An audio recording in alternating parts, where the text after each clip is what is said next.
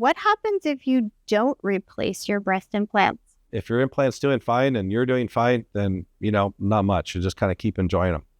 If your implant fails or ruptures, so what would happen to that over a period of time? Because I've seen certainly a number of implants that I've taken out over the years that have been in for 30 years, and then we take them out. We know that 20 of them, they were ruptured. So when an implant ruptures, one of the things that happens is sometimes it just sort of changes the shape. So it's not perfectly round. It kind of gets like a funny shape. And so that's one of the indicators that, we might want to investigate whether it's ruptured, is the shape's a little funny.